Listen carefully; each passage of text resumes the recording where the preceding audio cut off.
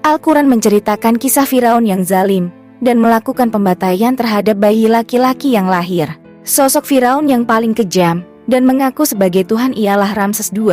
Ia berkuasa selama 66 tahun ketika mencapai puncak kejayaan di Mesir pada tahun 1303 hingga 1213 sebelum Masehi. Allah menceritakan kezalimannya, menindas Bani Israel dan membunuh anak laki-laki yang lahir.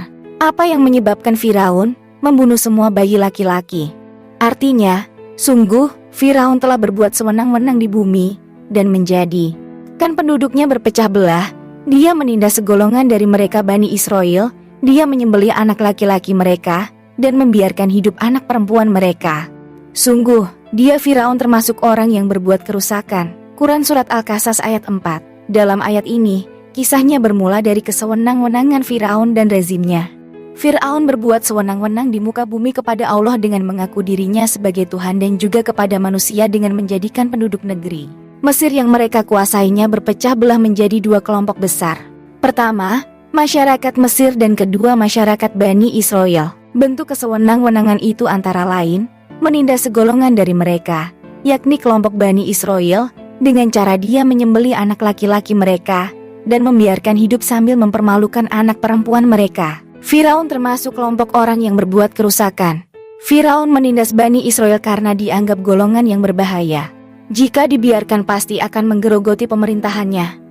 Dia pun memperlakukan golongan ini dengan hina dan dianggap sebagai golongan budak yang tidak mempunyai hak apa-apa. Golongan ini bahkan dipaksa membangun piramida dan mengerjakan pekerjaan-pekerjaan kasar dan berat lainnya. Apalagi setelah ia mendengar dari tukang-tukang tenungnya bahwa yang akan merobohkan kekuasaannya ialah Bani Israel. Semenjak itu Firaun bertekad bulat untuk membasmi golongan ini. Firaun pernah bermimpi melihat api datang ke negerinya dari Baitul Maqdis. Api itu membakar rumah-rumah kaum Firaun dan membiarkan rumah-rumah Bani Israel. Firaun bertanya kepada orang-orang cerdik, pandai dan tukang-tukang tenung. Mereka menjawab bahwa takwil mimpi itu ialah akan lahir seorang anak laki-laki dari Bani Israel yang akan meruntuhkan kekuasaannya di Mesir. Takwil inilah yang mendorong Firaun melakukan tindakan kejam dengan membunuh setiap bayi laki-laki. Bisa saja membunuh semua laki-laki dari Bani Israel, namun ia tidak dapat melampaui kuasa Allah. Atas kehendak Allah, Musa lahir tanpa sepengetahuan Firaun dan prajuritnya. Dikisahkan, ibunda Nabi Musa diberi ilham oleh Allah untuk menyusui Musa kecil, lalu menghanyutkannya di sungai Nil menggunakan keranjang. Musa kecil ditemukan istri Firaun. Istri Firaun ingin merawat Nabi Musa kecil dan Firaun setuju. Ajaibnya, Musa kecil tidak mau menyusu kepada siapapun. Akhirnya dipanggillah orang yang dapat menyusui beliau, dan tak lain perempuan tersebut adalah ibunya. Musa kecil tumbuh besar dan sehat di lingkungan kerajaan Firaun. Ibnu Abbas menerangkan ayat-ayat yang menceritakan Nabi Musa, mulai dari upaya pembantaian Firaun terhadap bayi lelaki. Kemudian kisah Musa dilempar di sungai dan ditemukan oleh keluarga Firaun.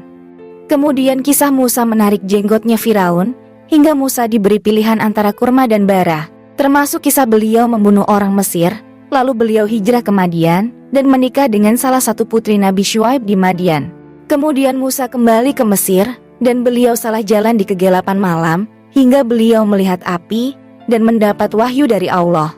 Setelah diangkat jadi rasul, Nabi Musa menyampaikan dakwah kepada Firaun dengan cara yang santun. Karena penolakan dan kezalimannya, Firaun dan pengikutnya akhirnya ditenggelamkan oleh Allah Ta'ala. Pada tanggal 10 Muharram adalah kiamat bagi Firaun. Ia ditakdirkan mati tenggelam bersama pasukannya di Laut Merah.